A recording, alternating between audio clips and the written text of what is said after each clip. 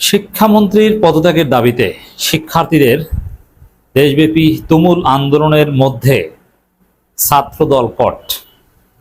ছাত্রদল চালাকি করতে গেছে, শিক্ষার্থীদেরকে শান্ত করবে, বুঝাবে। এই ছাত্রদল মাঠে নেমে পরিস্থিতি লেজে গোবরে করে ফেলছে। আমরা প্রধানমন্ত্রীকে সতর্ক করছি যে আমরা প্রধানমন্ত্রীর পক্ষে, এই সরকারের স্থিতিশীলতার পক্ষে। এখানে আওয়ামী লীগ ঢুকে কোনো বেকায়দার পরিস্থিতি সৃষ্টি করুক, আমরা কিছুতেই চাই না।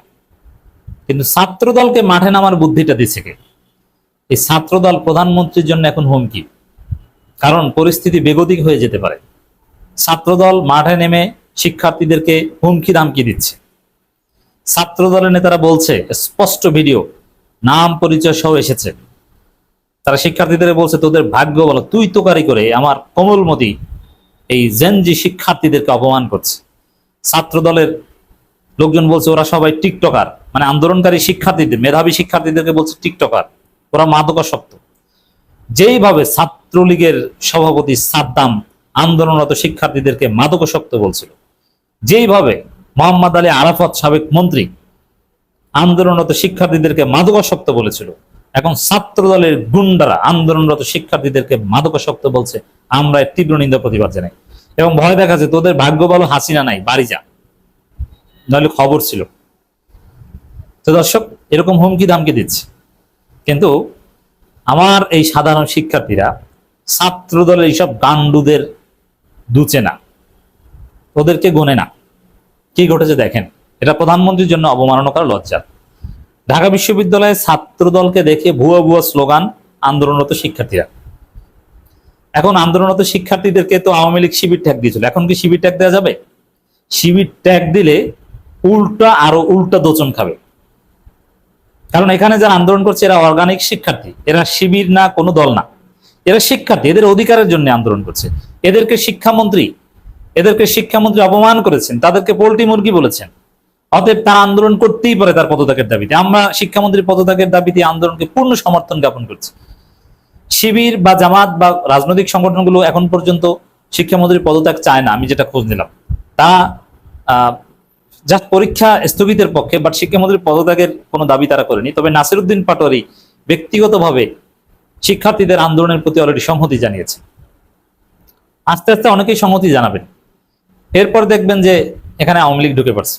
এখানে একটা লাশ যদি পড়ে, আওয়ামী পুলিশ যদি কোনো অঘটন ঘটিয়ে দেয়, তারেক রহমান পরিস্থিতি সামাল দিতে পারবেন না। এবং এই পরিস্থিতির অবনতির জন্য আমরা আবারও বলছি যে আমরা এই পরিস্থিতির অবনতি চাই না। ডেফিনেটলি আওয়ামী লীগ ছাত্রলীগ এখান থেকে সুবিধা নিতে চাইবে। অতএব শিক্ষামন্ত্রীর পদত্যাগ জরুরি ভিত্তিতে হোক, শিক্ষার্থীরা আন্দোলন বন্ধ করুক। কারণ এখানে এই পরিস্থিতিতে আন্দোলন করা, শিক্ষার্থীদের আন্দোলন, এটা ডেফিনেটলি ঝুঁকিপূর্ণ, স্থিতিশীলতার জন্য ঝুঁকিপূর্ণ।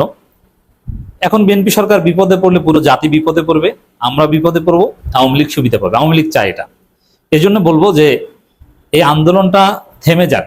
তবে কিভাবে থামবে? শিক্ষামন্ত্রীর পদত্যাগের মাধ্যমে। তবে শিক্ষামন্ত্রী নিজে শিক্ষার্থীদের সাথে আলাপ করে যদি ক্ষমা চেয়ে নিতে পারেন, পদত্যাগের পরিবর্তে যদি ক্ষমা চেয়ে নিতে পারেন যে আমি মাপ চাই ভাই, আমাকে মাফ করে দেয়, আমি আর এরকম করবো না।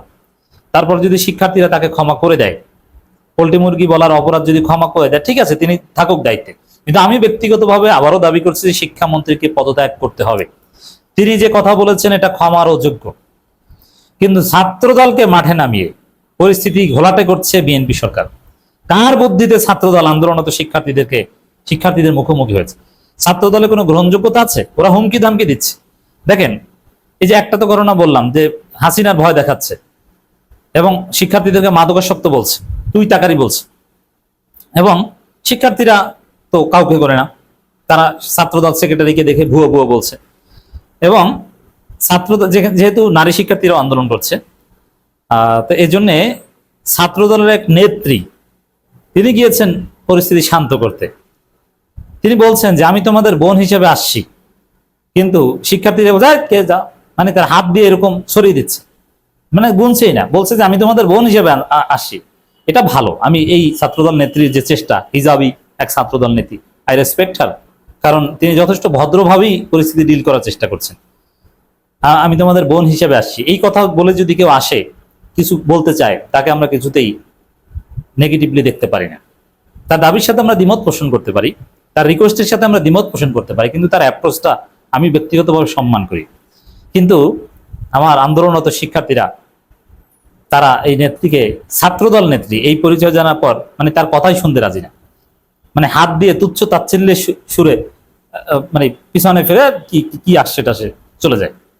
তাহলে বুঝেন যে ছাত্রদলের মান সম্মান আছে, এটাকেই বলছি আমি কট। কেন চালাকি করে ওখানে গেছেন?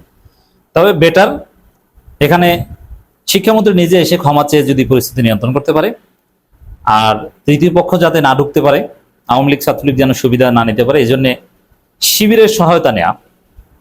যেহেতু শিবিরের একটা গ্রহণযোগ্যতা আছে শিক্ষার্থীদের মাঝে, মেধাবী ছেলেরা শিবির করে, ফরহাদ, মহিউদ্দিন, সাদিক কায়েম, এদের যদি হেল্প নেয় যে তোমরা বুঝাও যে ঠিক আছে, এবং এর শিবির যদি মধ্যস্থতা করতে আসে যে ঠিক আছে তোমাদের দাবি কি বলো, আমরা দর কষাকষি করি। যেহেতু আন্দোলনের মধ্যে আবার শিক্ষার্থী আন্দোলন মানে ভয়াবহ কিছু, আবার এখানে শিক্ষামন্ত্রী বেকায়দার কথা বলে ফেলেছেন, যেটা শিক্ষার্থীদের সম্মানে লেগেছে, আত্মসম্মানে লেগেছে, পোল্ট্রি মুরগি বলে ফেলেছেন। অতএব এর মধ্যে আওয়ামী লীগ ছাত্রলীগ ঢুকে সুবিধা নিতে পারে, যাতে সুবিধা নিতে না পারে এই জন্য আমরা আলোচনার ভিত্তিতে সমাধান করি, শিক্ষামন্ত্রীর পদত্যাগ হোক অথবা তার ক্ষমা চাওয়া হোক, এটা আমরা আলোচনা করি। তোমরা আন্দোলন থামাও, তোমরা বাসায় ফিরে যাও, আমরা দেখছি, আমরা আছি তোমাদের পাশে। যদি আমাদের কথা না শুনে তাহলে আমরাই আবার আন্দোলন করব, আমরা আছি। শিবির এভাবে উদ্যোগ নিতে পারে, নইলে এই পরিস্থিতি সামাল দেওয়া যাবে। আর ছাত্র দলকে অনতিবিলম্বে যদি তারেক রহমান ঝুঁকি এড়াতে চান, এই ছাত্র দলের মাধ্যমে বেকায়দায় করতে না চান, তাহলে এই ধরনের কোনো গণ আন্দোলনের ধারে কাছেও ছাত্র দলকে যেতে দেওয়া যাবে না। ওরা না পারবে শিক্ষার্থীদেরকে পিটিয়ে ঘরে ফিরাতে, ছাত্রলীগের মতো হেলমেট পরে পেটাতেও পারবে না, উল্টা মার খাবে, না পারবে বুঝিয়ে শুনে শান্ত করতে। ছাত্রদল একটা অপদার্থ সংগঠন, এদের কোনো যোগ্যতা নাই, এটা তারেক রহমানের জন্য কোনো উপকারী কিছু না। হ্যাঁ, ছাত্রদলের নতুন কমিটি গঠন করে যদি প্রকৃত ছাত্রদের নেতৃত্বে আনতে পারে, ছাত্রদল যদি গঠনমূলক রাজনীতি করতে পারে, শিক্ষার্থীদের কাছে গ্রহণযোগ্যতা পেতে পারে, তখনকার আমরা ভিন্ন কথা বলবো। কিন্তু এখনকার যে ছাত্রদল, এরা কেউ ছাত্র না, শিক্ষার্থীদের মধ্যে এদের কোনো গ্রহণযোগ্যতা নেই। দর্শক, আমরা দেখতে পাচ্ছি যে ছাত্রদল সেক্রেটারি নাসিরউদ্দিন নাসির, আরো ছাত্রদল নেতারা আছেন, তিনি শিক্ষার্থীদের ভিড়ের মধ্যে কথা বলার চেষ্টা করছেন, কিন্তু তাকে চারদিক থেকে বলা হচ্ছে ভুয়া ভুয়া ভুয়া। একদম ছাত্রলীগের সভাপতি সেক্রেটারি এরকম পরিস্থিতি সামাল দিতে গেলে যেটা হতো সেটা। কিন্তু ঢাকা কলেজের আন্দোলন, সিটি কলেজ ঢাকা কলেজের দ্বন্দ্ব, এগুলো মেটাতে সাদিক ক্যাম্পও কিন্তু নানা সময় গিয়েছেন, কিন্তু সাদিক ক্যাম্পকে কেউ ভুয়া ভুয়া স্লোগান বলেনি, কারণ সাদিক ক্যাম্পের অ্যাপ্রোচ এবং শিক্ষার্থীদের মধ্যে গ্রহণযোগ্যতা এটা একটা আলাদা ব্যাপার আছে। তো দর্শক, শিক্ষার্থীরা বলছে শিক্ষামন্ত্রী গদি অলরেডি নড়ে গেছে, আমরা শরীফ ওসমান হাদি হব, তার মতো আন্দোলন করব, পরীক্ষার্থীরা বলছে। এখন পর্যন্ত সর্বশেষ খবর, ঢাকা বোর্ডের চেয়ারম্যান যেটা বলেছেন যে এসএসসি পরীক্ষা চলবে, স্থগিত করা হবে। পরীক্ষা তো দীর্ঘদিনের জন্য স্থগিত করার কথা বলা হচ্ছে না, জাস্ট আবহাওয়া খারাপ থাকলে স্থগিত করবেন, আবহাওয়া ভালো থাকলে তো স্থগিত করতে শিক্ষার্থীরা বলছে না। এবং আরো শিক্ষামন্ত্রী যে অব্যবস্থাপনা, ভুল প্রশ্ন থেকে শুরু করে শিক্ষার্থীদের অবমাননা, এগুলোর একটা বিহিত হতে হবে। আমরা আবারও বলছি, শিক্ষামন্ত্রীর পদত্যাগ করতে হবে।